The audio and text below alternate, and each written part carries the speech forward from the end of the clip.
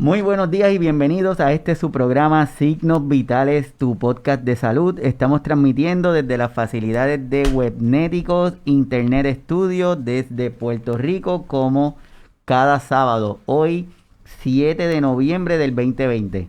La pandemia de la enfermedad del COVID-19 ha cambiado la vida de miles de millones de personas a nivel global. La imposición de restricciones que obligan a las personas a quedarse en su casa como medida de prevención del contagio del SARS-CoV-2 ha cambiado múltiples aspectos de la cotidianidad de las personas, creando una nueva realidad para la que no estábamos preparados.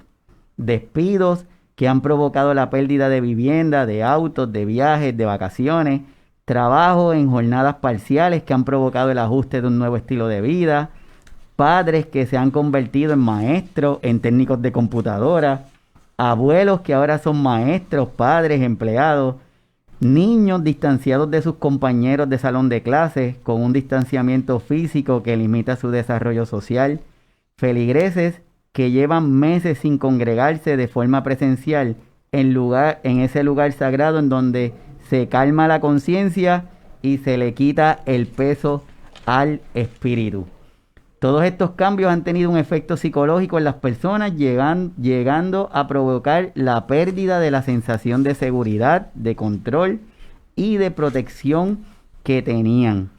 Si hablamos de nuestros cuidadores y nuestras cuidadoras, esta pandemia ha significado una pérdida de la rutina tan necesaria en el proceso de cuidar.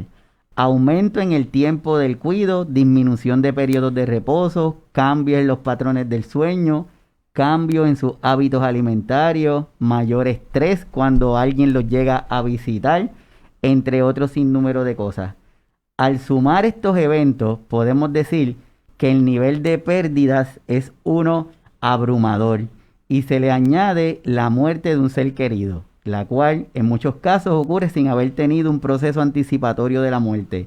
Nos lleva a presentar un proceso de duelo o de despedida muy diferente a lo establecido en nuestros rituales de velorio y de despedida.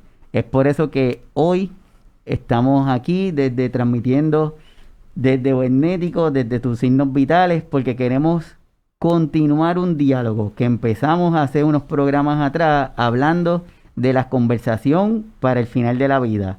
Hoy estaremos hablando de ese duelo incompleto, cuando fallece un ser querido por el COVID-19 o por otra causa distinta al COVID, pero que las regulaciones impuestas por la pandemia hacen que esa despedida no sea lo habitual.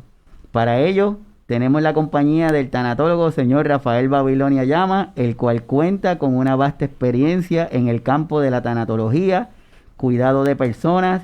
Es conferenciante, miembro activo de múltiples grupos comunitarios y de la iglesia, fundador de Make-A-Wish Foundation of Puerto Rico, coordinador de 2 grupos de apoyo de Alzheimer, entre otros. Además es barista, musicólogo y un muy buen amigo de nosotros. Aquí les presento a don Rafael. Don Rafael, bienvenido. Gracias por la invitación. Encantado de estar aquí nuevamente.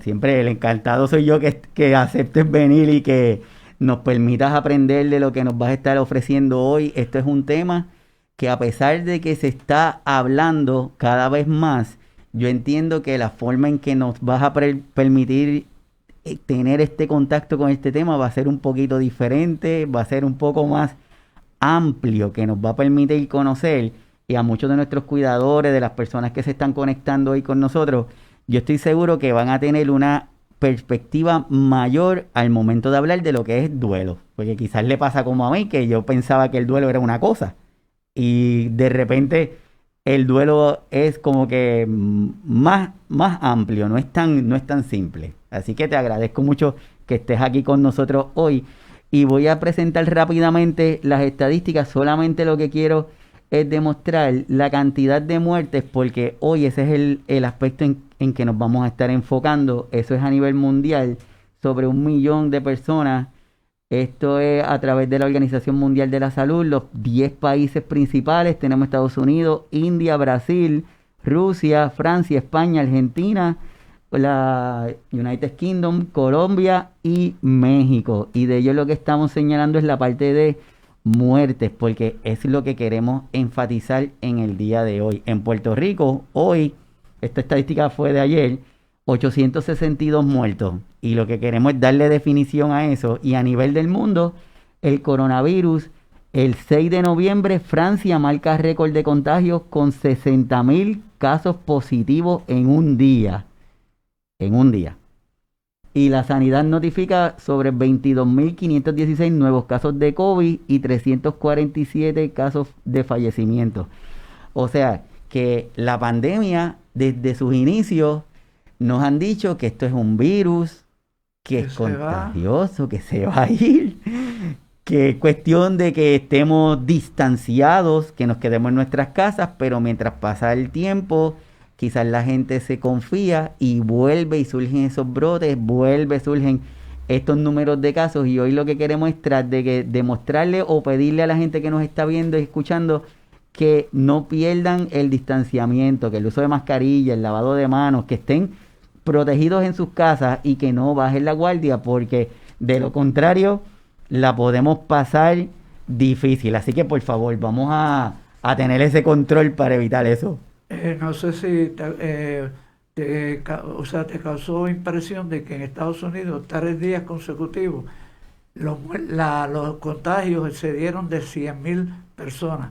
En una ocasión estaban 123.000, o sea, que en vez de estar bajando, están subiendo.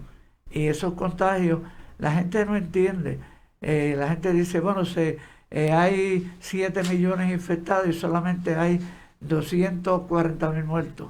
Pero lo que la gente no entiende es que el COVID causa un impacto en el cuerpo humano y que trae un rabo, como los huracanes, que causa problemas físicos y emocionales en la gente por el resto de su vida. Estamos hablando de 7, los Estados Unidos son 7 u 8 millones, no, los infectados total, estamos hablando de 100 y pico mil diarios. Sí. O sea, no mueren, no tienen que morir, pero van a tener problemas significativos y que eventualmente, complicados con otras cosas, pueden causarle la muerte posteriormente. Así mismito es. Y comenzando con nuestro tema de hoy, me gustaría primero recomendarle a las personas e invitarlos de que se muevan a nuestro episodio anterior donde usted estuvo, Conversaciones para el Final de la Vida. Ese episodio lo pueden encontrar tanto en Spotify, en su formato de podcast, como en la página de YouTube bajo el tema de Conversaciones para el Final de la Vida, porque esto de hoy es como una continuidad de ese tema, porque vamos a estar hablando y yo entiendo que se va a complementar muy bien. Don Rafael, ¿qué significa tanatología y qué hace un tanatólogo? Bueno, la tanatología se puede creer como una ciencia. Es una ciencia que trata todo lo que tiene que ver con la muerte y otros temas relacionados como ritos funerales, el duelo, los aspectos sociales y económicos, o sea, todo aquello relacionado con la muerte, la tanatología. Y la gente pregunta, ¿y qué es tanatología? O sea, ¿de dónde sale? La palabra viene del griego, thanatos, que es muerte, y logia, que es estudio. O sea, estudio, muerte. Inicialmente la tanatología empezó tratando aspectos de la muerte únicamente, pero hoy día la tanatología brega con todo tipo de pérdidas significativas. Puede ser divorcio, puede ser secuestro, puede ser pérdida del trabajo, ejecución de una hipoteca, pérdida de una mascota, todo lo que tenga que ver con una pérdida significativa que cause alteración emocional, conductual y social de las personas, hoy día se trata en la tanatología. O sea que la tanatología no solamente, como personas tal vez como yo pensaba que solamente se limitaba a la parte esta de procesos de muerte, sino es que una pérdida significativa puede causar una alteración y ahí en la tanatología incluye eso. Bueno, la derivación principal de la muerte es el rabo que tiene, que es el duelo de los del núcleo familiar o el sistema familiar. Y ahí el tanatólogo entra de nuevo. O sea que no solamente ayuda a que, aquí estamos hablando ya del tanatólogo, o sea que el tanatólogo se adiestra para 3 cosas principalmente, que es ayudar a los moribundos a que mueran en paz y con dignidad. Ayudar, pero una vez que muere, no se queda ahí. Queda un grupo de personas que están dolidas, que tienen un proceso de duelo, y el tanatólogo ayuda dándole apoyo a estas personas a procesar ese duelo. No es que le haga el duelo ni le diga, es apoyarlo, acompañarlo. Y una de las funciones más importantes de un tanatólogo también es educar a la comunidad, que entiendan lo que es tanatología y lo que es un tanatólogo. Ok, o sea que la función del tanatólogo es como un coach que nos puede dirigir a que nosotros o la persona que está pasando por ese duelo lo acepte, lo sienta y lo procese. No es que le va a evitar que lo presente, ni que le va a dar, ni que le va a decir qué debe hacer. ¿Qué debe hacer? Otra cosa importante es que la gente piensa que el duelo por muerte solamente es para los dolientes, los que se quedan. Tan pronto hay un diagnóstico de cáncer, Parkinson, Alzheimer, de una enfermedad terminal, el paciente que fue diagnosticado entra en un proceso de duelo también, y el tanatólogo lo ayuda. Lógicamente, para ayudar tiene que tener una invitación, alguien en la familia tiene que invitarlo, y entonces el tanatólogo puede interactuar con el paciente, con el cuidador, la familia y el personal médico hospitalario. Y eso le trae una paz y una tranquilidad y una ayuda al paciente. Entonces, ya eso continúa después de la muerte con los familiares, pero también se trabaja con los pacientes. No es para curarlos, sino para darle paz y tranquilidad. Y como me dicen a mí a veces que me invitan a un sitio, que mira, tengo un señor ahí que le tiene miedo a la muerte. Hay que quitarle el miedo a la muerte, porque para aprender a vivir en este mundo, lo primero que tenemos que hacer es aprender a morir. Hay que aprender a morir. Y siguiendo ese tema que hemos mencionado, de lo importante, de lo que es la tanatología, de lo que hace un tanatólogo, de lo que nos puede ayudar y de que nos puede dirigir. Si fuéramos a definir la muerte, ¿cómo podemos definir qué es la muerte? Depende de quién le hagamos la pregunta, ¿verdad? A mucha gente nos dice que es el final de la vida. Otra gente dice que no, yo no quiero, eso es algo horrible. Pero la muerte es parte de la vida. O sea, no hay vida sin muerte y no hay muerte sin vida. O sea, empieza y la gente piensa pues que la muerte es el final de la vida, pero es una transición de una vida a otra vida, de la vida terrenal o vida natural a la vida eterna o la vida espiritual. Es una transición a una dimensión diferente. Y para que esta muerte ocurra, hay 2 procesos. O sea, está el proceso físico, o sea, la persona entra en una etapa de esa, en que el cuerpo comienza un proceso de dejar de funcionar. O sea, es como las maquinarias del equipo, empiezan los sistemas del cuerpo a colapsar. Y este es un proceso que parece una sonata sinfónica, porque es un proceso tan organizado y tan sincronizado que va poco a poco perdiendo eso. No lo vemos, a menos que estemos de cuidador y estemos allí, podemos ver cómo el paciente va cambiando, la coloración de la piel, en los ojos, pero hay síntomas que nos dicen qué está pasando.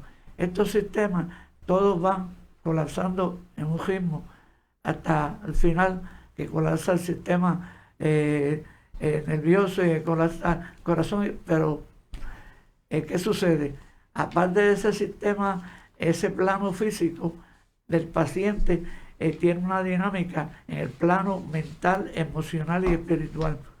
O sea, el paciente tiene que reconciliarse con la vida y empieza a pensar en qué está pasando y cómo yo trabajo esto.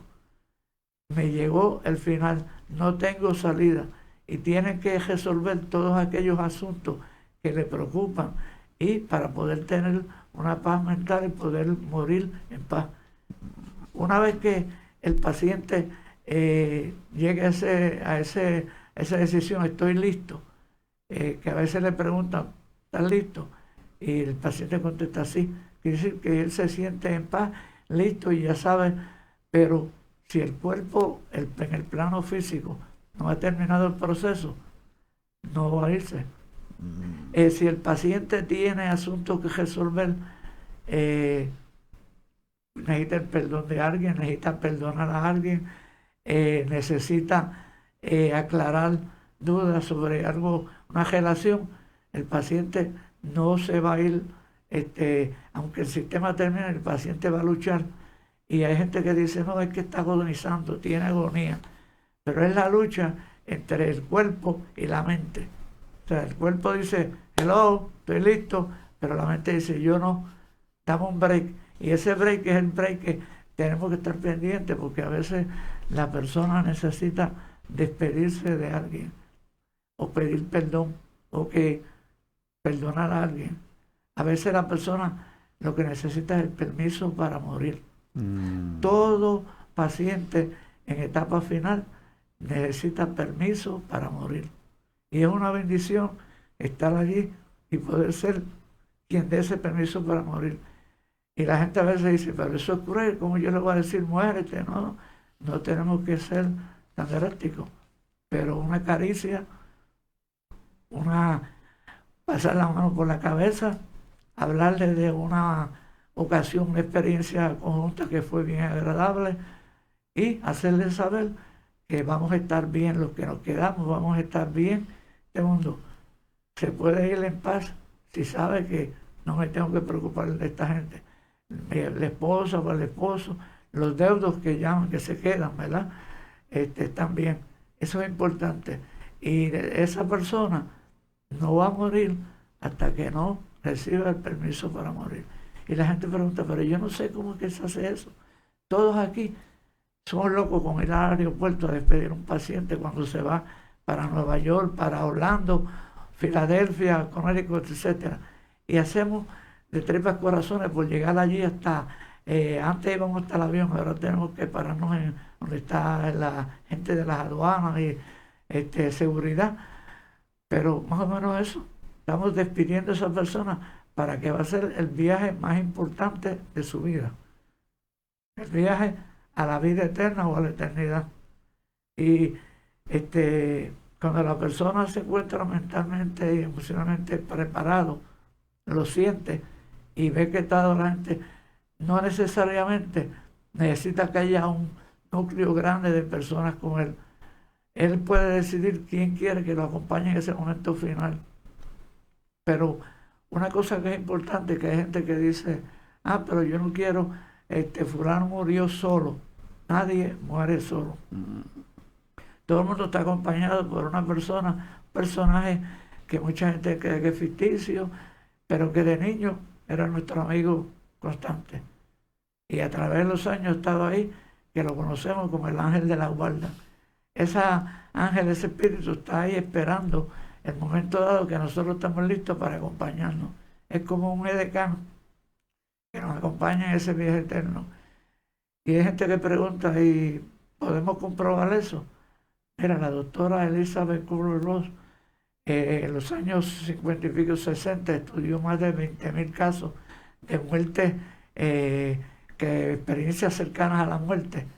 Y todos ellos hablaban de una persona que lo acompañaba y que estaba allí esperándolo. Y a veces la gente en un hospital, mira, un familiar que dice, mira quién está ahí. Y nosotros nos reímos y decimos que está delirando. No, es que está viendo ese ángel de la guarda, que no lo vio mucho tiempo, porque estaba ahí, pero de incógnito. Ahora dice, aquí estoy yo para acompañarte. O sea, nadie muere solo. Así es, así que mi gente, estamos hablando con el tanatólogo don Rafael Babilonia y esto no ha empezado todavía a hablar del tema que vamos a hablar hoy. Esto es la introducción, así que, don Rafael, ese proceso de muerte con el paso de los años ha ido cambiando, como usted dice, y esos procesos que hace que nosotros tengamos vida es porque todo nuestro organismo está funcionando de una forma al unísono. Todo está ahí trabajando de una forma adecuada para que nosotros podamos tener lo que conocemos como que estar vivo. Si hay alguna alteración, hay alguna persona se siente mal, llegan al hospital. Antes le tomaban el pulso, si no tenía pulso, no tenía respiración, pues decían se murió. Hoy día con los avances de la tecnología esto ha ido cambiando hasta el punto que una persona puede no tener pulso, no puede respirar y como quiera, hay esfuerzos que se hacen para lograr que eso vuelva a activarse. Y se conoce como una muerte cuando ya ese proceso de tratar de reactivar el organismo es irreversible. Y ahí es que dicen, pues miren, aquí está la muerte. De ahí, de ese proceso de muerte, hay un tema como don Rafael está mencionando, que se conoce como una muerte digna. Y en la parte de tecnología, esa es una de las metas, ¿verdad? Que cada uno de nosotros tengamos esa muerte digna. Y le comparto a todos los que nos están viendo esta definición que me parece interesante, que dice que el derecho a morir dignamente es una extensión natural del derecho fundamental a vivir dignamente. La relación de vida y muerte, no hay más nada. No hay más nada. Hace referencia a la garantía que tienen las personas de ejercer su autonomía al final de la vida. Esto no es un derecho unidimensional, sino un conjunto de facultades que le permiten a un individuo o quien lo represente válidamente ante la ley tomar decisiones libres e informadas y tener control sobre el proceso de su muerte, imponiendo límites a terceros, familias, profesionales de la salud, el Estado sobre lo que puede o no hacerse en lo que concierne a su cuerpo, integridad y vida. Eso lo tomamos de una página en Colombia que se me hace bien interesante. Y eso es lo que nosotros en un modo simple le decimos las directrices anticipadas, que es un documento que cada uno de nosotros debemos hablar. Y vuelvo y les pido por favor que pueden visitar nuestro conversatorio con don Rafael en las conversaciones para el final de la vida, donde lo hablamos un poquito más y donde don Rafael nos da algunas recomendaciones. Pero lo quería traer en el día de hoy antes de introducir al tema de la pandemia, porque muchos de nosotros y muchos de nuestros países latinoamericanos no nos gusta hablar del proceso de muerte. Bueno, también quería mencionar, para beneficio de los que nos estén viendo y nos estén oyendo, que en mi página de Tanatología Digital en Facebook coloqué esta semana un documento que resume todo lo que hay que saber y conocer sobre las directrices anticipadas. ¿Qué son las directrices? ¿Qué envuelven los documentos? ¿Dónde se consiguen? ¿Qué debe contener? Lo que me preocupa a mí de esto de las directrices anticipadas es que la gente cree que hay que estar al borde de la muerte para hacer esas directrices. Esas directrices se pueden hacer en cualquier momento de nuestra vida. Lo que estamos expresando básicamente cómo nosotros queremos que sean las escenas finales de la película de nuestra vida. Las queremos en Technicolor, las queremos en blanco y negro, con música. O sea, nosotros tenemos la decisión en nuestras manos. Si nosotros no lo decidimos y lo ponemos por escrito, esa decisión sobre nuestra vida, sobre la disposición de nuestro cuerpo, sobre qué servicios se van a hacer, sobre qué medicamentos nos van a administrar, sobre si nos entuban o no nos entuban, si nos resucitan o no nos resucitan. Eso lo va a tomar una decisión un doctor, un médico, puede ser un interno, puede ser, pero puede tomar un hijo que vino de Estados Unidos, que nosotros le llamamos el hijo de Bilbao, que no se preocupó de uno hasta llegó ahora. Lo puede tomar la persona que sea que esté allí. Y en un hospital tienen un protocolo que si no hay instrucciones anticipadas, directrices, la persona la resucitan. Por eso se usa una sigla que es DNA Donor Resuscitate. Hay un documento, en ese documento debe estar claro si uno quiere resucitación o no. Si no lo hay, lo van a resucitar y después no se quejen. Y entonces, si usted lo pone y la persona lo decide, no sienta complejo de culpa, porque usted tiene que insistir. A veces tenemos el documento y lo sabemos, pero no decimos nada y no lo señalamos. El hospital debe tener, cuando entra un ingreso familiar, debe dársele copia de ese documento, cosa que puedan en su protocolo establecer que esa persona no lo quiere que lo resuciten. Pero si acaso falla el hospital, pues usted puede estar allí, si hay alguien acompañado, y decir, no, nosotros tenemos directrices anticipadas. El problema es que mucha gente cree que si ejercemos ese derecho, o nosotros somos la persona que designó el moribundo para tomar esas decisiones por él cuando esté en coma, herido, esté en una enfermedad terminal o tenga una demencia ya total, pues nos creemos que somos culpables porque nosotros fuimos los que responsables de la muerte porque no permitimos que lo entubaran o no, esa decisión la tomó el moribundo y es quien tiene derecho, pero para que pueda validar esos derechos tiene que hacerlo cuando está consciente, no puede esperar a la mañana, o sea que eso hay que hacerlo hoy. Y las instrucciones son claras, se consigue el documento, se consigue en los planes médicos, se consigue con los médicos de familia, con los médicos principales, se consigue en las plataformas, te pone en Facebook y le salen documentos ya que usted tiene que alterarlo, cambiarlo a su gusto y hablar con su médico también, él tiene experiencia que le va a dar un documento y le va a decir, esto es lo que tiene que incluir. Entonces usted se sienta y toma sus decisiones. Pero quiere decir que usted va a planificar su propia muerte. Digo, hablando una joya bichuela, pero nadie quiere hacer eso, porque piensan que si lo hacen, eso va a acelerar la muerte. Por eso es que esperamos al último momento, cuando estamos ya al último momento, es que vienen esas decisiones y entonces la persona puede estar ya que no puede expresarla. Es igual que las decisiones sobre las cuestiones religiosas. Mucha gente a veces llama a ministro, un sacerdote, un rabino, lo que sea, dependiendo su fe, cuando el paciente ya está agajándose a la vida con las uñas. Cuando usted puede hacer eso de que el paciente cae enfermo, mira, que el paciente se exprese, se ponga de acuerdo, dirección espiritual. Exacto, o sea que una de las recomendaciones hasta este punto es que si ese documento se llama directrices anticipadas es porque se está anticipando un evento y al anticiparnos del evento nosotros vamos a decir qué cosas queremos que hagan o que no hagan con nosotros. Pero anticipar un evento que tiene un nombre que no nos gusta. Exactamente. ¿Verdad? Porque planificamos una fiesta de despedida de año de Thanksgiving, un viaje a Disney, el viaje todo, pero no planificamos para el viaje más importante de la vida. Entonces todos sabemos que eso va a llegar, sabemos que tenemos una fecha de expiración caducida, pero no queremos saberla. Y no la vamos a saber, pero tenemos que planificar para ella.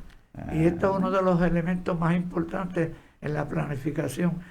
Y esto es lo que nos va a permitir a los tanatólogos y personas responsables de aconsejar a la familia, asegurando que esa persona se respete su dignidad. Una vez que eso esté expresado, hay que respetarlo. Y todos tienen que conocer eso, todos los miembros de la familia, conocerlo, los médicos. No puede ser un documento secreto, tienen que conocerlo para poder respetar la dignidad. Así mismo es. Así que todos los que nos están viendo, vamos a imaginarnos este escenario.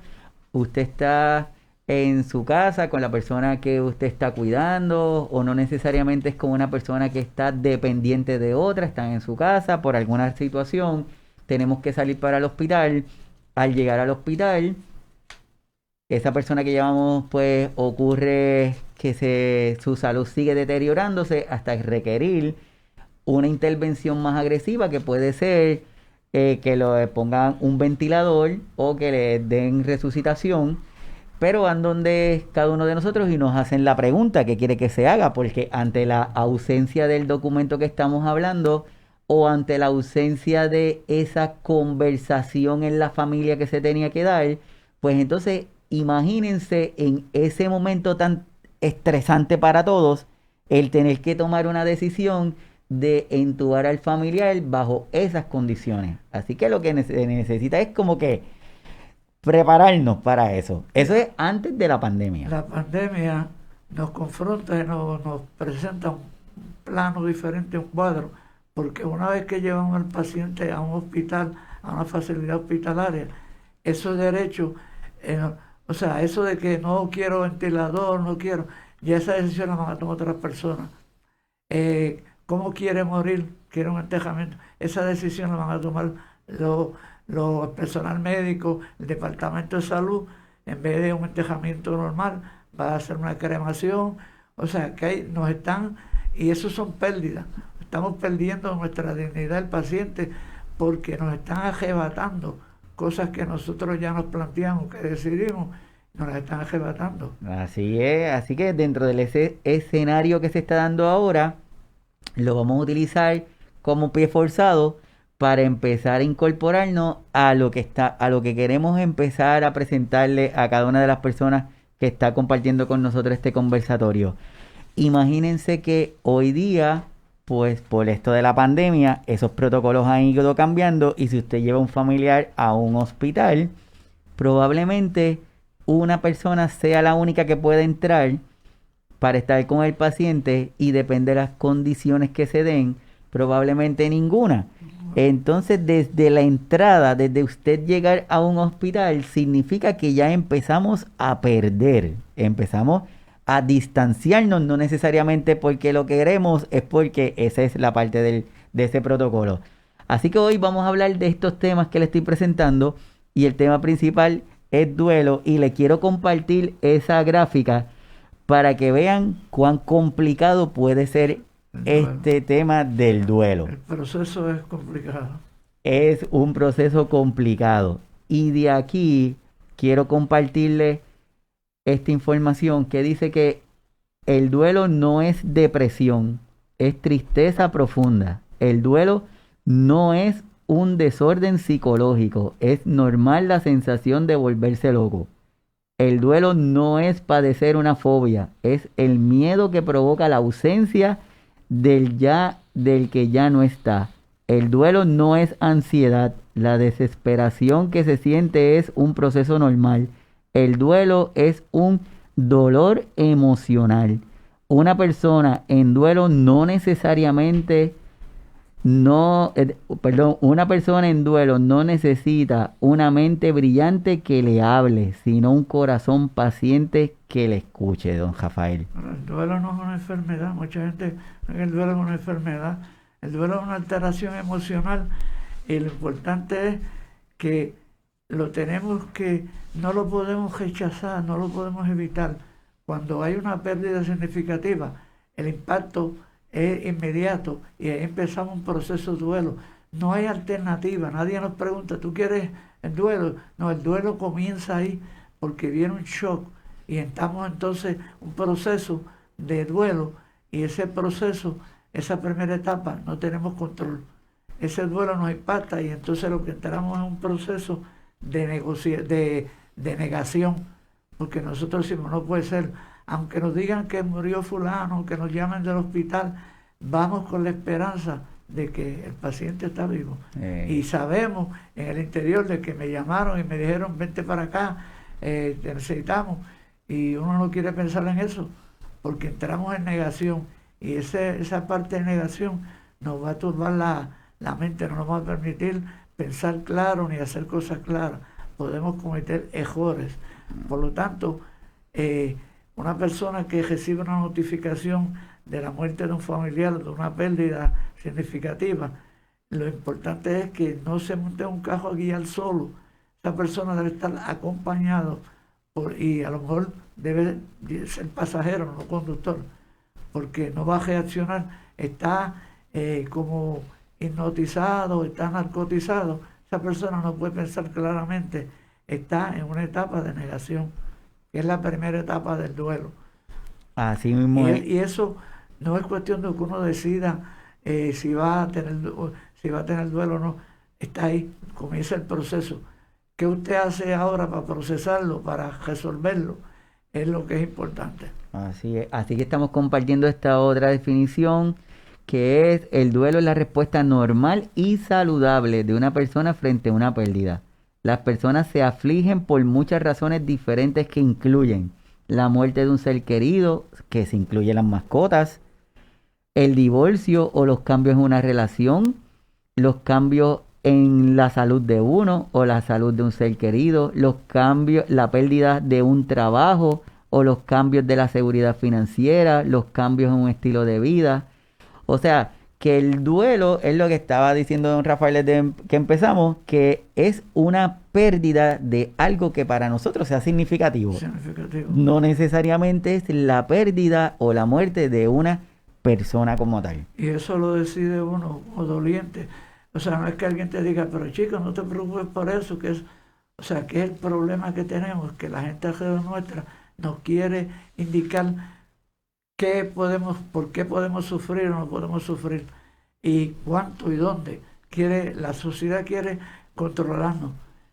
Cuando tú procesas tu duelo, cómo lo procesas y con qué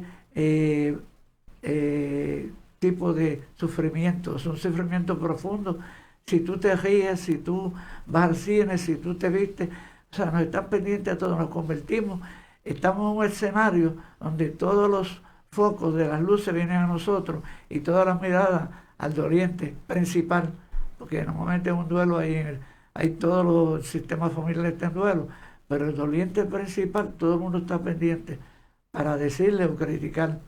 Así es. O sea, don Rafael, viendo esas definiciones, le pregunto, una persona con aún en el escenario de la pandemia, una persona puede sufrir de un solo duelo a la vez, o sería una persona pudiera tener múltiples duelos que estén interactuando en ese momento? La mayoría de las personas normales, todos nosotros tenemos a veces más de un duelo que estamos trabajando. Los duelos duelen, se sufre por ellos, pero a veces no se resuelven. Uno de los ejercicios que se hace en tanatología es que a veces tenemos que sentarnos y hacer una tablita de una relación de nuestras pérdidas y hacer un timeline donde pongamos los años, qué pérdidas hemos tenido. Por ejemplo, ¿cuál es la primera pérdida que nosotros tenemos en la vida? Al nacer, perdemos la seguridad de ese placenta de la familia, o sea, ese calor, eso, ¿verdad? Y llegamos y salimos afuera y perdemos esa oscuridad, ese calorcito, y entonces nos daban una nalgada y nos decían para que lloráramos y esa cosa. Hoy día la nalgada no está permitida, pero si queremos que el bebé llora, le dicen acaba de nacer en el Estado Libre Asociado de Puerto Rico, en la isla de Puerto Rico, con todo lo que hemos pasado este año, y ya eso es suficiente para llorar, ¿verdad? Pero básicamente, o sea, que esa experiencia del duelo, de nacer, o sea, nosotros tenemos unas pérdidas, y tenemos la pérdida de cuando vamos a la escuela, al principio, perdemos aquella seguridad del hogar, cuando nos graduamos, perdemos, a través de los años nosotros tenemos pérdidas de relaciones, de amigos, de amistades. Nos mudamos de un barrio a otro, perdemos un núcleo casi familiar de apoyo. Nos graduamos, perdemos todas las amistades de escuela superior. Entramos a la universidad, pero las relaciones no son iguales. Nos graduamos y entramos al mundo de los negocios y ya ahí se desplaza una. O sea, toda nuestra vida es un abanico de pérdidas. Lo importante es resolvemos las pérdidas, procesamos el duelo sanamente, y esa es la inquietud de que si hacemos una relación de pérdidas vamos a encontrar que tenemos múltiples pérdidas sin resolver. ¿Cuántos de ellos han sido por muerte, han sido por desplazamiento, nos tenemos que mudar, perdemos el tatuaje? Todas esas pérdidas significativas las hemos tenido, y el que no haya tenido es que ya no está aquí en este mundo, ya está beatificado, santificado. Pero todos tenemos pérdidas. Y si tú haces una relación de esas pérdidas, entonces también puedes ver esas pérdidas están relacionadas con qué persona de tu círculo de familiar o amistades. Y puedes empezar a tratar de resolverla y a comunicarte, resolver las más que puedas. Pero para tú poder bregar, para poder ser feliz en la vida, tienes que ir resolviendo tus pérdidas. Mientras estén ahí, te van a perseguir. No podemos estar huyendo a las pérdidas. Así que esto del duelo y de las pérdidas es algo que nos va a estar provocando a cada uno de nosotros que estemos en en esa continua reparación de nuestro ser, de nuestra alma, con esas conversaciones que estamos teniendo. Y existen todo ese grupo de pérdidas que le enseñé. Dentro de ellas, esas pérdidas van a provocar en nosotros algunos sentimientos y van a provocar en nosotros que esas respuestas, cómo nosotros las vamos a estar manifestando, eso es lo que puede cambiar.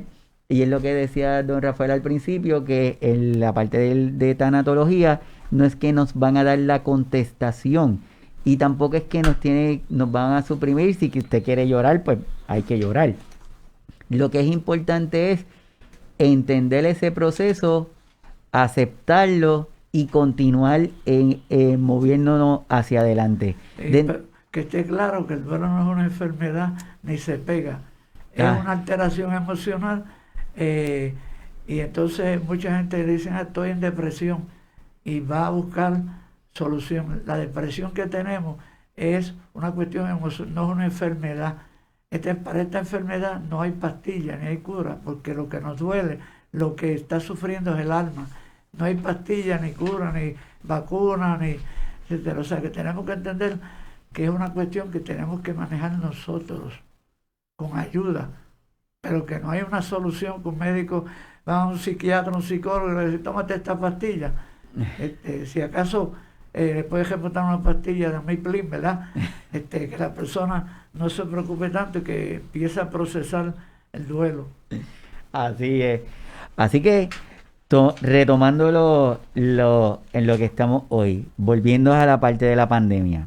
Esta pandemia ha provocado que en cada uno de nuestros países, en cada una de nuestras comunidades, nuestros rituales de despedida de esa persona que está con nosotros, se haya alterado de forma significativa. En algún momento podíamos llegar hasta el hospital y podíamos estar con la persona durante ese proceso de crisis, pudiéramos estar más cercanos. Hoy día no lo podemos hacer. Hoy día, gracias a la pandemia, los protocolos han ido cambiando y muchas veces nuestros familiares le hacemos una despedida involuntaria porque cuando lo llevamos al hospital, de ahí en adelante ya nosotros no tenemos más contacto con esa persona. Lo que es curioso es qué conversaciones se quedaron sin decir, cuántos abrazos no se dieron, cuántos te quiero no se dijeron. ¿Cómo fueron las conversaciones que tuvimos con esa persona? Las últimas. Tal vez cuántas veces le dijimos que ya estabas cansado. Porque a nuestros cuidadores y a nuestras cuidadoras el proceso de cuidar es un proceso que es continuo, provoca fatiga, provoca cansancio. A veces cuentan con ayudas, pero a veces nuestros cuidadores no tienen ayuda. Y dentro de su agotamiento pueden decir cosas como que, Dios mío, pero ¿hasta cuándo va a llegar esto? Pero cuando surge esto de la pandemia, que ocurre esa despedida que no se preparó para despedirse, pues esos sentimientos pues van cambiando y provocan que esos cuidadores o la persona, nuestros familiares, pues sea más difícil. ¿Qué le podemos decir a cada una de las personas que nos están viendo de esta nueva realidad que este COVID nos ha provocado? Bueno, una de las cosas que a veces uno oye expresiones de la gente es que esto vino de cantazo y no tuve tiempo. Pero mira, la muerte siempre te gana, pero te da toda una vida de ventaja. Si tú tienes 40, 50 años, has estado viviendo, conociendo con tus padres, ¿cuántas oportunidades has tenido de decirle lo que lo quieres? De pedir perdón o perdonar por algo que tú no te gustó. O sea, esos asuntos inconclusos se pudieron haber concluido si hubiésemos pensado que cada vez que nos reunimos con un familiar, cada vez que salimos de casa, puede ser la última vez que lo veamos con vida. Una cosa que tenemos que aprender es que cuando nos despidamos hagamos un viaje o salgamos de la casa por la mañana, no olvidemos despedirnos de los seres. Muchas de las personas que estaban en las Torres Gemelas en el 2001, en los actos de terrorismo, se encontraron que no se despidieron de la persona que murió, pero la persona estaba allí, durmieron en el mismo cuarto, en la misma cama, pero salió con coraje, con prisa, y a veces eso es inevitable, pero la mayor parte de las veces podemos repararlo, podemos tener, cada vez que nosotros terminemos con una visita, una relación, salgamos, tenemos que despedirnos como si fuera la última vez. Así es, don Rafael. Sabemos que este tema es bien sensible, por eso lo queremos traer y tenerte a ti, porque no pienso en otra persona más apta para discutirlo que contigo. ¿Qué le podemos decir ya a esta persona, a este familiar que tuvo esa pérdida, que ya ocurrió la muerte y me he quedado con esa sensación o con esa angustia o pensando las cosas que no se dijeron? ¿Qué le podemos decir a esa persona? Bueno, lo importante es que la persona entienda dos cosas, que el sufrimiento tiene una relación directa con el amor. Mientras más queríamos la persona o el objeto de la pérdida, más nos va a doler, más vamos a sufrir. Si usted vive en una casa 50 años, 40, se la ejecutan, o un cajito que usted tenía por ejemplo años, o una mascota que a veces antes se reía la gente, pero tenía una mascota que ya la tenía 10, 12 años, parte de la familia, y entonces tiene que ponerla a dormir. Todos esos eventos surgen, o sea, que la vida está llena de pérdidas y que vamos a tener pérdidas, pero tenemos que primero entender que tenemos una oportunidad, un proceso para aceptar esa pérdida. Si nosotros no aceptamos la pérdida, nunca vamos a volver a tener paz espiritual y vamos a disfrutar de las cosas buenas de la vida. Para aceptar la pérdida es que está el proceso de duelo. El objetivo de un proceso de duelo no es otra que poco a poco vamos marchando por diferentes etapas hasta llegar a una etapa que aceptemos lo que sucedió. Hay solamente una ocasión donde eso es casi bien difícil, que son las pérdidas ambiguas, ¿verdad? Pero normalmente en las situaciones normales, el duelo se debe resolver con el apoyo necesario y la ayuda de la comunidad. O sea, no hay razón para que una persona no pueda resolver su duelo. Hay unas etapas, esas etapas hay que vivirlas, hay que procesarlas, y las etapas no necesariamente tienen un orden específico, pero las etapas están ahí y está comprobado que hay que pasar por todas esas etapas. Tú no puedes brincar de la notificación cuando te llegó la llamada o te enteraste a aceptar. No, hay que pasar por ahí. Estamos compartiendo las etapas de duelo. Esas etapas de duelo está la negación, la ira, la negociación, la depresión y la aceptación. Y como dice don Rafael, esa etapa no tiene un orden, no es que van ni hacia adelante ni hacia atrás. Y puede variar, puede estar en una etapa y volver a la otra y hacer, porque los seres humanos no somos máquinas. Nosotros reaccionamos emocional, psicológicamente, de acuerdo con las circunstancias, y podemos ir atrás, pero eventualmente, si procesamos ese duelo con la ayuda del expediente, vamos a llegar a la última etapa de la aceptación. Hay una etapa que le han cambiado un poquito el nombre, dependiendo de quiénes sean los pensadores o autoridades en este asunto, ¿verdad? Es la etapa que llamamos hoy día, se llama mayormente negociación, pero que originalmente hablamos de una etapa de perdón. El perdón pues lleva a negociación a veces, ¿verdad? Pero es una etapa en que nosotros tenemos que sacarnos ya todo afuera y tenemos que perdonar a los familiares que culpamos, al personal médico, y tenemos que perdonar. Y cuando uno le dice a la gente perdonar a Dios, pero ¿cómo yo voy a perdonar a Dios? Supone que Dios me perdone a mí. Pero entonces tú lo llevas atrás a la etapa de la ira. Dice, cuando tú tenías coraje en esta etapa, tú empezaste a culpar a tu Telimundi. Y de entre esos que culpaste a Dios que te abandonó, que no te protegió. Entonces, si tú lo culpaste, es lógico que ahora lo perdones. Ahora, ¿qué pasa? Que la gente tiene que entender que en esa etapa de negociación o de perdón, para tú poder perdonar a todos los que están alrededor tuyo, que tú culpaste en la etapa de la ira, y a Dios, tú tienes que empezar por perdonarte tú mismo. Ese es el perdón, la negociación más importante de esa etapa, que es perdonarnos nosotros mismos.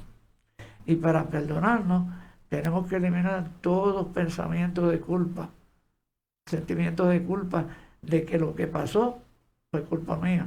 ¿Por qué? Empezamos a buscar detallitos de qué me hace a mí culpable. Nadie nos está culpando, estamos nosotros. Ese proceso mental, pues tenemos en ese momento que perdonarlo.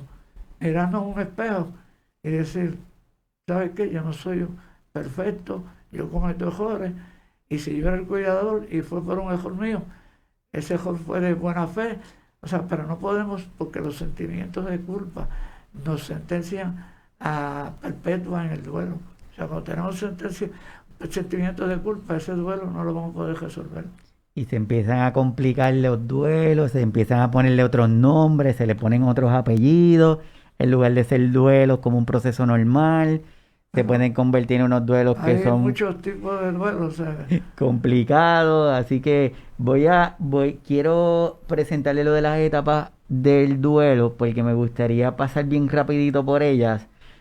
Por ejemplo, en la etapa de duelo, como dice don Rafael, aquí no hay un inicio. Puede ser que cada uno de nosotros empecemos en algunas de ellas, pero en la etapa de la negación, regularmente no quiere ver la realidad, no poder creer lo que se está pasando y sentir que todo es irreal. Yo creo que esta etapa de negación para muchos de nuestros amigos, de nuestras personas que nos están viendo, es bastante frecuente por lo que hemos dicho de esta realidad del COVID. Nuestros familiares se los llevan. Y de momento estamos dependientes de que alguien nos llame para decirnos lo que está pasando con nuestro familiar. Quiere decir que estamos todo el tiempo en esta espera que desespera de esa llamada, pensando qué nos van a decir, pero vamos a estar siempre esperando lo mejor, no vamos a estar esperando otra cosa. Entonces, el momento que recibimos una llamada dando una información que no es la que queremos, esa negación, ¿cómo nosotros la podemos manejar? Bueno, hay un aspecto importante, y ese recurso que tenemos para manejar esa etapa de negación se nos está negando ahora en la pandemia. Son los ritos funerales. Las exequias funerales o fúnebres son el elemento que la comunidad establece para empezar a procesar ese duelo.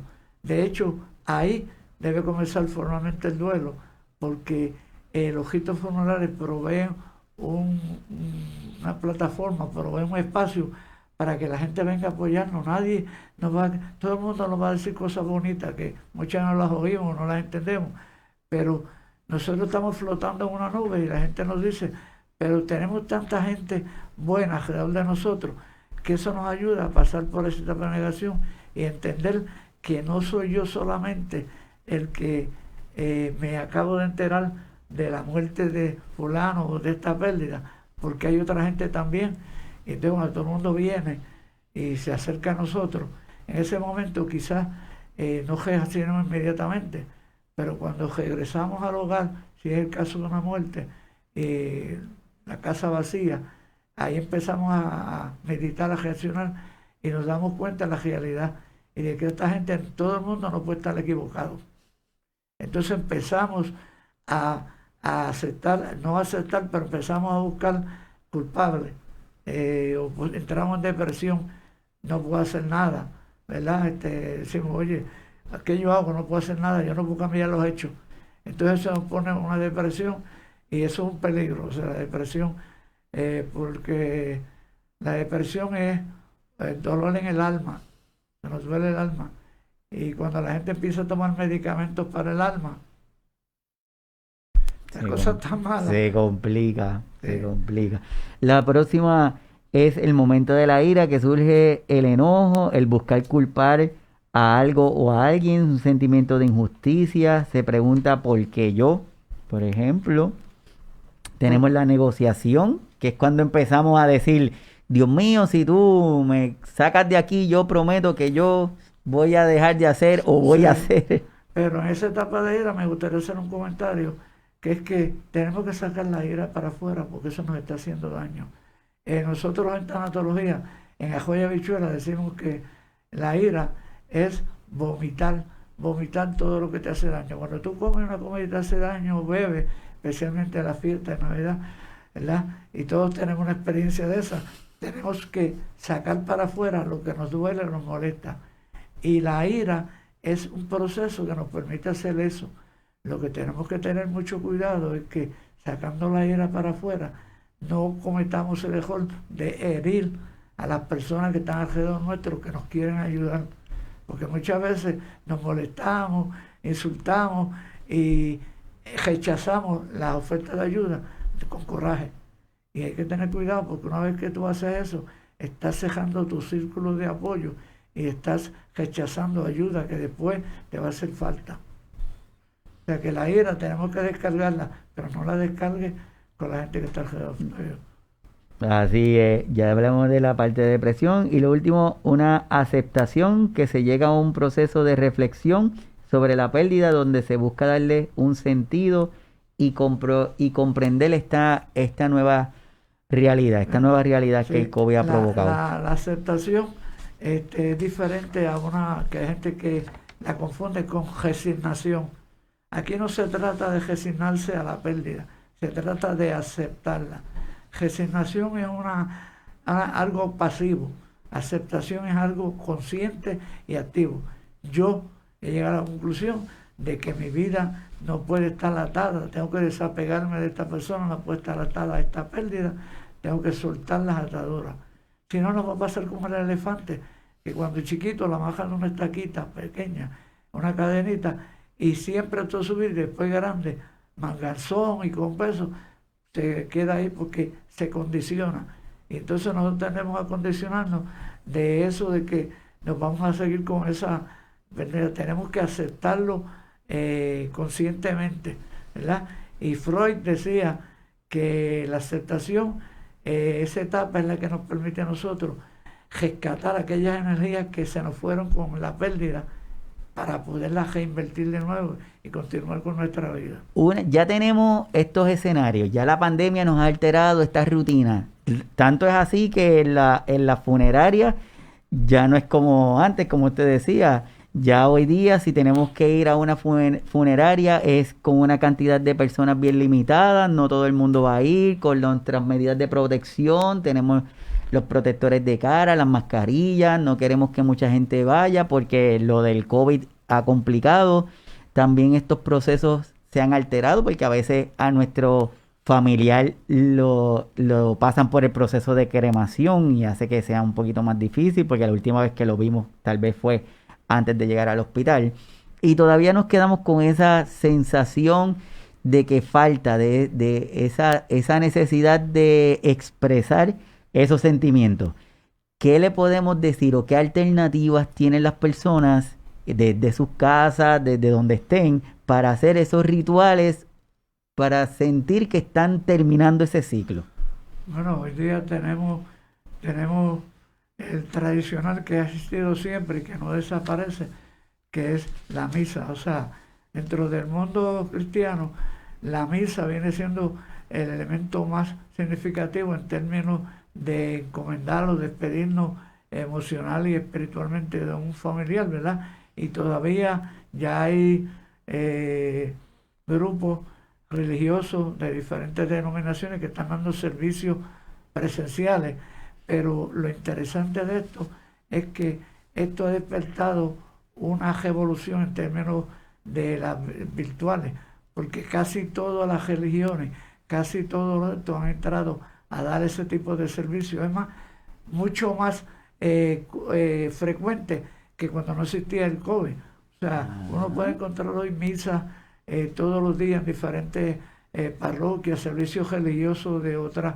denominaciones y apoyo espiritual, y solamente hay que comunicarse y pedir, mira, esa misa la podrían dar por fulano, y la vemos en televisión, en familia, podemos verla, la tenemos, hoy día se graba todo en Facebook, tenemos ahí, podemos hacer una visita en grupo, virtual, cementerio, podemos enviar a una persona que vaya y con su celular la persona puede transmitir las imágenes, estamos todos juntos y es como si tuviera una reunión y ahí podemos despedirnos, podemos hacer un montón de cosas, cantar, podemos hablar, podemos llorar, etcétera. Podemos también celebrar rituales religiosos en la casa, hay lo que se llama guías para esto.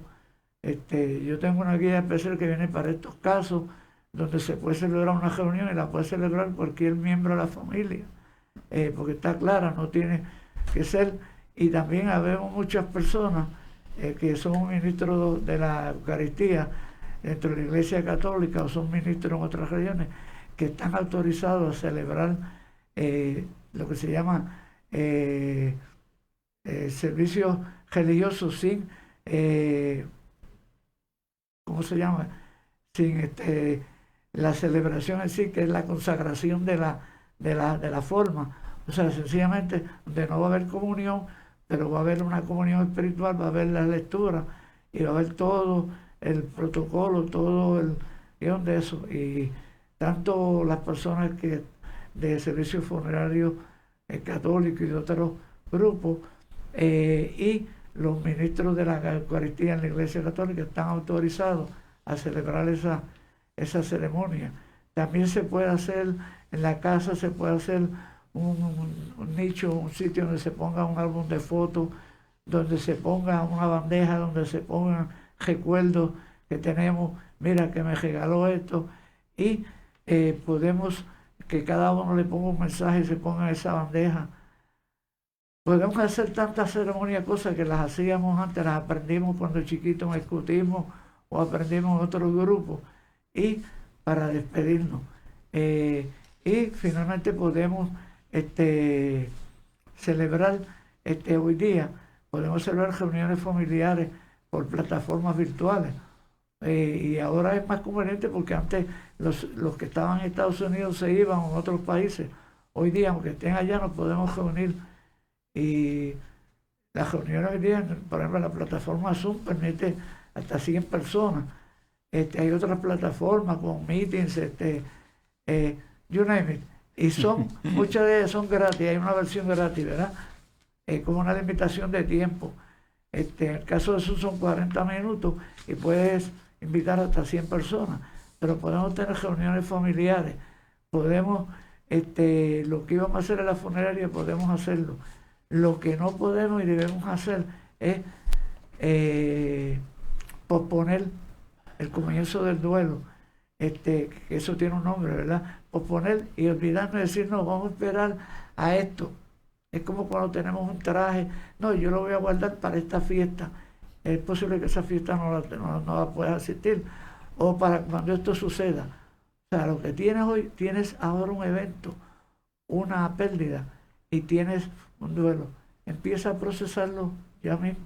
No esperes, porque si no estás haciendo algo que es uno de los tipos de duelo, que es retrasar el duelo, posponerlo.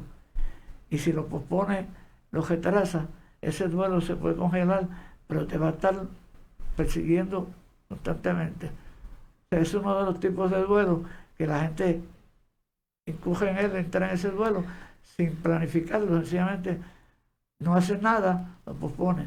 Así que, sí. Por favor, empieza a procesarlo, haz algo. De las alternativas que tienes, usa una de ellas, o usa dos, y envuelve a la mayor número de gente posible. Perfecto. Tanto es así que esto del COVID ha causado tanta alteración en la celebración de los rituales de muerte que el famoso conocido Día de Muertos de México se vio afectado por culpa de la pandemia. Se vio que hubo muchos cambios, las personas hicieron lo que usted está diciendo, celebraciones virtuales, altares más pequeños o en sus casas, la participación en cementerios, no fue que no se hizo, pero comparado a otros años, hubo una merma por la situación de esta pandemia. Así que lo que es importante no es dejar de hacerlos, tal vez es buscar nuevas formas de cómo tener estos rituales, ¿verdad? Hay una película que no sé, mucha gente la debe haber visto, que se llama Coco, Ah, que habla sí. sobre la celebración del Día de los Muertos en México. Y en esa hay un mensaje bien bonito que dice que la preocupación más grande de los seres humanos es que los olviden. Y se ve que es una lucha de los muertos, de que hay un momento que la gente se va a olvidar de ti y quieren evitar eso, ¿no? Y para eso tiene que haber un legado, unos recuerdos, los retratos.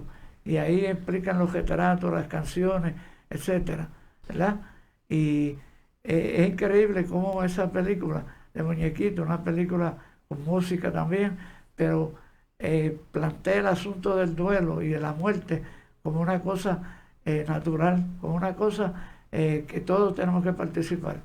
Y cómo nos negamos a veces, nos negamos a perdonar a la persona fallecida por algo que hizo y realmente entendimos equivocadamente lo que la persona actuó porque nunca dialogamos ni hablamos sobre eso. Ajá. Pero si no han visto esa película, Coco, de Disney, está en Netflix y está Disney, Coco, les recomiendo que la vean porque les va a dar una idea bien clara, o sea, de qué cosas se pueden hacer, desde poner un legado, o sea, hablar sobre el legado. Todos los seres humanos, cuando estamos al final de la vida, queremos saber cuál va a ser nuestro legado, qué nosotros hicimos en este mundo, en esta tierra, para hacerlo un mundo mejor, para mejorarlo. Y eso, saberlo antes de morir, es una bendición. Pero si no lo sabemos, si nos prolongan, o sea, en la memoria, pues se puede hacer un altar del legado. O sea, de qué tú hiciste aquí, cuál fue tu misión en este mundo, a qué tú viniste aquí y si cumpliste con esa misión y cómo lo hiciste. En los ritos funerarios normalmente hay una oportunidad para que la gente hable y diga cómo el doctor Rodríguez Colón impactó mi vida, cómo cambió mi vida, cómo impactó mi vida, una forma, o cómo tal persona en el trabajo.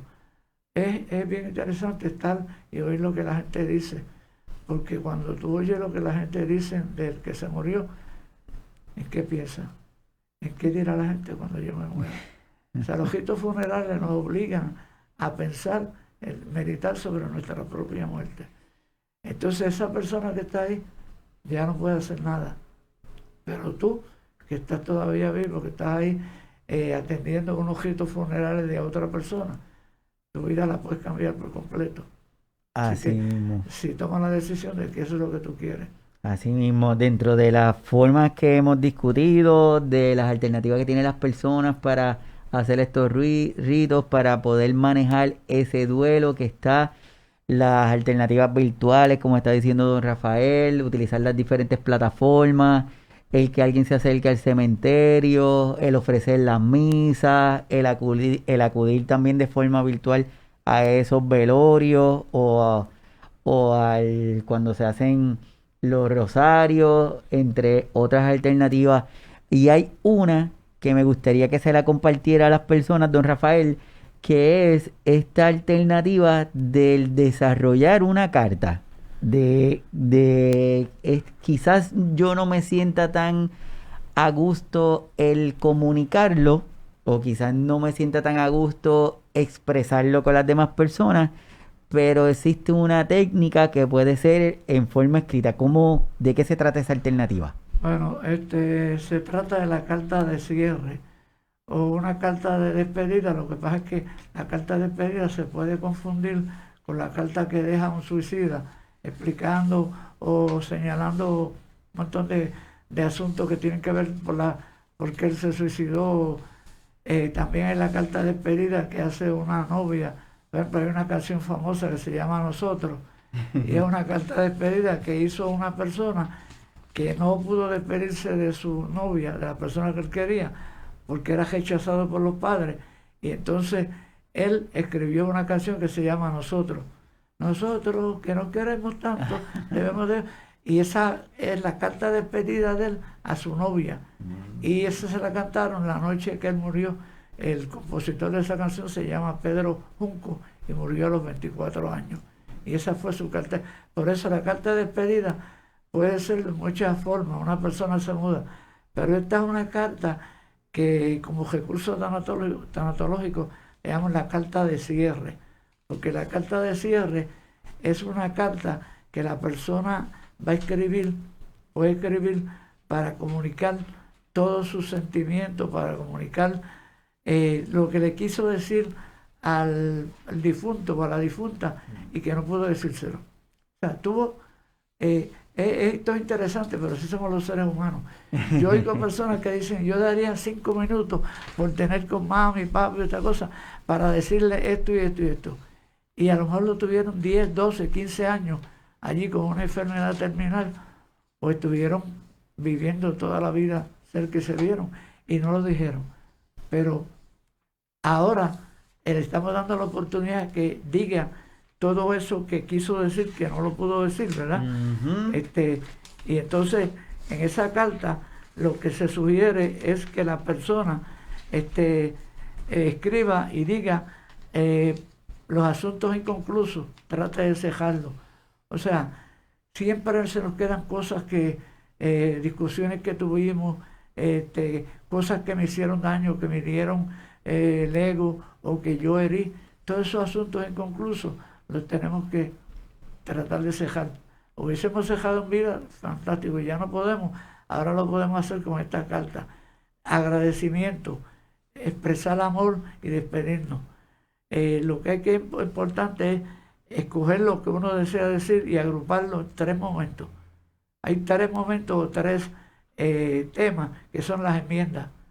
Las enmiendas es cuando yo quiero corregir errores que cometí o quiero pedir perdón por algo que yo hice. Es enmendar nuestra conducta anterior y confesar, o sea, el arrepentimiento. Y eso es un tipo de confesión que vamos a hacer por escrito. Enmienda. Segundo es el perdón. O sea, darlo o pedirlo. Y tenemos que ser específicos. Y no nos tenemos que sentir abochornados porque esa carta la estamos escribiendo, nos estamos comunicando con una persona que está en otra dimensión. Y tercero, expresiones emocionales significativas. O sea, a veces la persona necesitaba que le dijéramos que lo queríamos. Te quiero, te echo de menos. Pero si decimos expresiones como esta, te echo de menos, tenemos que entender que siempre al final hay que decirle te quiero, te adoro, pero tengo que despedirme. O sea, es el comienzo del desapego de esa persona, sujeto.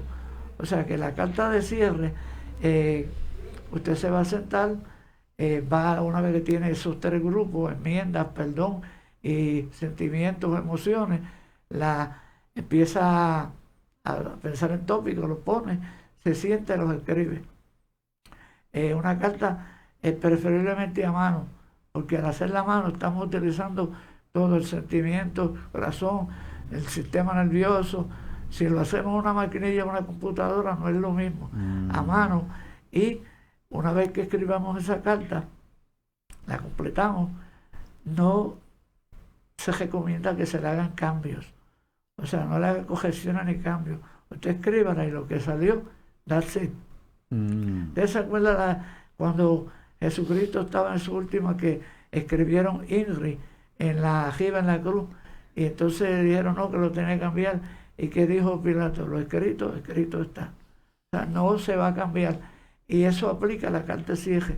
No se cambia después que usted le escribe. No haga cambios, no la rompa.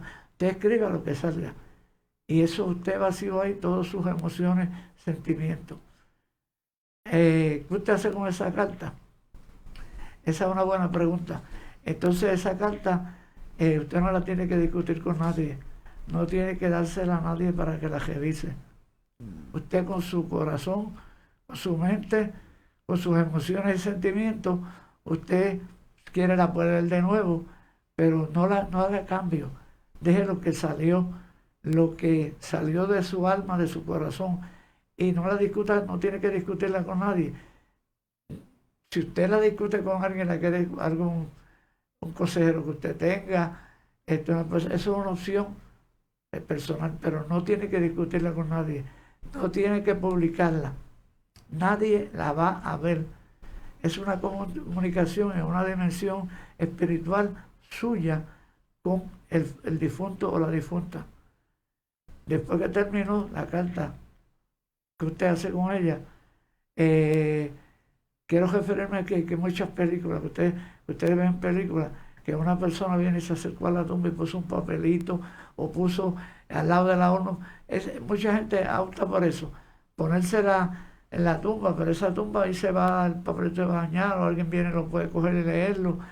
En la urna, si está en una chimenea, puede pasar lo que pasó en la película Meet the Parents, con Joven de Niro, que vino un gato y tumbó la urna. O sea, pero usted haga la carta lo que usted quiera. Si me preguntan a mí, yo lo quería como una carta que tuviera esa naturaleza, yo la quemaría con una vela, haría un ritual con vela, porque la vela es simbólica de la vida, la muerte se va apagando. Entonces yo quemaría esa carta y me olvidaría de ella. O sea, no guarde esa carta para estarla leyendo constantemente, porque usted tiene que estar haciendo un cierre. Por eso le llamo la carta de cierre. Aquí cerramos la relación que teníamos con ese ser natural, ese ser general. Ahora estamos en una dimensión espiritual y para eso yo no necesito carta. Necesito pensar en el ser, enojarlo, pensar y hacer otras cosas. Pero la carta es para vaciar, sacarnos lo que tenemos dentro. Y ustedes preguntan, ¿y esa carta funciona? ¿Qué evidencia yo tengo? Pues mire, lo único que podemos hablar es que cuando hubo el terrorismo en las Torres Gemelas, allí murieron cerca de 3.000 y pico personas que dejaron dolientes, 25 30.000 dolientes en los núcleos familiares que no se pudieron despedir. Pasaron 10 años y a los 10 años un tanatólogo bien de estos bravos se le ocurrió comunicarse con los familiares y pedirles que hicieran una carta de cierre, eso que estamos hablando, que se despidieran de su familiar 10 años más tarde. Así que imagínense lo que ha estado sufriendo esa persona 10 años sin despedirse. Aquí estamos hablando de que ahora, con este COVID, si cogemos lo podemos hacer en menos tiempo de eso, y parece que nuestro sufrimiento va a ser menos.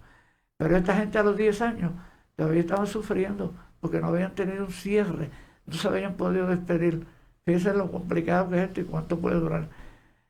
Fue increíble la respuesta porque se recibieron miles y miles de cartas. Y una fundación que se llama The Children Foundation decidió escoger entre todas esas miles de cartas. Alguien las leyó y la empezó a clasificar, ¿verdad? Escoger 100 y las publicaron en un libro que se llama Legacy Letters, que yo lo adquirí en las Torres Gemelas, pero las nuevas torres, abajo en el sótano que hay un museo, cuando fui allí, y ese libro me llamó la atención y lo vi, y en un día yo leí las 100 cartas, que son representativas de las miles de cartas. Pero es interesante ver todo lo que nosotros queríamos decir, teníamos que decir, y no dijimos, y que podemos decirlo todavía. Una de las cartas que más me llamó la atención es de una persona que le escribió una carta a su marido que falleció, y entonces ella le habla de la relación que tuvieron, cómo siempre ella tenía ahí el apoyo del hermano de él, el cuñado de ella, cómo este cuñado siempre estaba pendiente de los nenes, ayudándola, y después de la muerte de él, este cuñado se convirtió como en un ángel guardián para la familia y todas esas cosas. Todo muy escrito para al final de decirle, no sé cómo decirte, pero tengo que decírtelo, que tu hermano y yo nos casamos. Sentimientos de culpa durante 10 años, porque ella decía, traicioné el amor del hermano con el hermano. y ambos, tanto ella como el marido ahora nuevo, pero tú dices, wow, esa persona estuvo aguantando esos 10 años para decirle, te tengo que decir lo que puede ser una buena, pero es una buena noticia. A lo mejor él hubiese pedido al hermano que se hiciera cargo, si le hubiesen preguntado, ¿verdad? Pero no tuvo tiempo. O sea, que hay muchas cosas allí que nos pueden ayudar.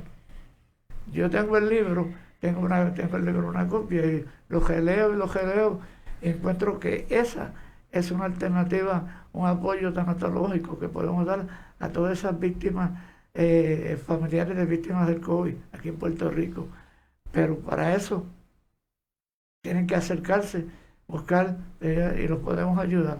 Exactamente, así que, wow, es una cosa increíble. Así que cada una de las personas que nos están viendo, les comparto esta página. Esta es la página de don Rafael. Él tiene varias páginas en el Facebook. Esta fue la última que desarrolla, apoyo a familiares de víctimas del COVID-19. Si pueden, conéctense. Don Rafael se mantiene bien activo subiendo información, videos y Todo, datos. Así que esa es una de mis fuentes principales de información. Así que se pueden conectar a la página de Don Rafael, apoyo a familiares de víctimas del COVID-19. Y de igual forma, yo creo que Don Rafael está lanzando una invitación a que todas aquellas personas que quieran, se que acerquen. gusten, se acerquen a la página para que se expresen, para que vayamos canalizando esos sentimientos, ese duelo, que como todo tiene que ser, tiene que pasar. Este es un duelo que va a pasar. Si de todas las personas que les gustaría comenzar esas cartas, que las quieran compartir, lo pueden hacer mediante las llamadas telefónicas o lo pueden hacer directamente enviando un mensaje a la página de Don Rafael, que se la vuelvo y se la comparto. Apoyo a familiares de víctimas del COVID-19. Sería sería un proyecto muy, muy interesante. Si quieren también la pueden enviar a Signos Vitales y yo se la hago llegar a Don Rafael para que se expresen. Y como él dice, esto no es la versión 1, la versión 2 ni la versión 3 de una carta de despedida. Eso es lo que surja, como usted sienta, lo que usted entienda, las conversaciones que quiera decir. Si usted siente que hubo algo que no le dijo a esa persona, si usted siente que por alguna razón faltó un perdón, faltó comunicarle algo, cuán agradecido se sentía con esa persona, si usted siente que nada, hay algo que no se lo pudo decir, esa es una buena forma de hacerlo y el tiempo. También quería mencionar que estamos huérfanos de servicios funerales o que no hay los ritos de esos funerales tradicionales, pero que básicamente esos ritos tienen 4 propósitos. Uno de ellos es devolverle o entregarle a Dios, a la persona que Dios nos envió a este mundo, y entregárselo mejorado, ¿verdad? Ya con una experiencia de vida y con una misión cumplida en la tierra. También celebrar su vida y repasar su legado. Eso lo podemos hacer. Podemos repasar la vida, podemos hacer su legado, podemos tener reuniones familiares, contar historias, escribirla, hacer videos. Yo te puedo decir que yo hice un video cuando con la esposa mía y yo cumplimos 50 años, hicimos un video de toda nuestra trayectoria desde que nos conocimos y la familia, de los viajes que hemos hecho, los bloopers, todas esas cosas. Y ese video le pusimos unos fondos musicales, fueron como 60, 70 canciones. O sea, pero un video completo, por familia, esa cosa de la familia, como está. O sea, eso se puede hacer un video, usted se puede sentar y hacer un video corto, hacer video a los familiares, consolidarlo, pero se puede hacer, repasar esa vida y el legado. Iniciar el acompañamiento del duelo es uno de los objetivos que se logra con los hechos en la funeraria. Normalmente empieza allí ese proceso de, mira, yo te voy a llamar, te voy a visitar, dime, y hace tiempo que no te veía, etcétera.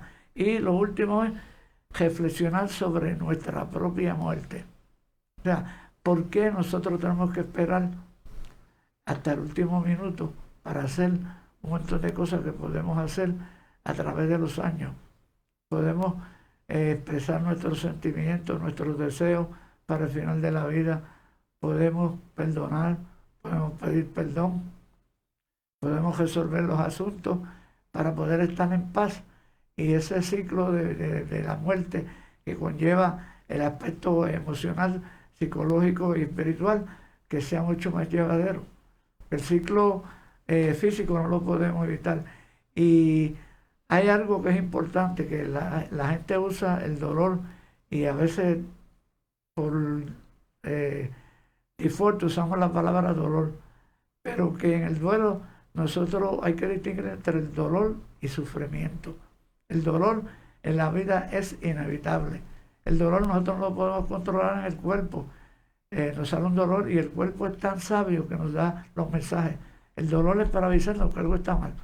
Es un signo de que algo está mal. Pero cuando tenemos el duelo, no es dolor, tenemos que hablar de sufrimiento. Entonces el dolor es inevitable. Si nos duele la cabeza, duele el estómago, eso es un signo de que algo está mal, que nosotros el sufrimiento no lo estamos manejando adecuadamente. Entonces, de hecho, hay un libro interesante que se llama es sobre los duelos, donde establece una relación entre todos los dolores y molestias del cuerpo con la cuestión mental y psicológica. O sea que hay una relación directa. Si te duele aquí es esto, y ahí está un diagrama. O sea que nosotros en el duelo vamos a sufrir, pero no podemos brincar el duelo sin sufrir.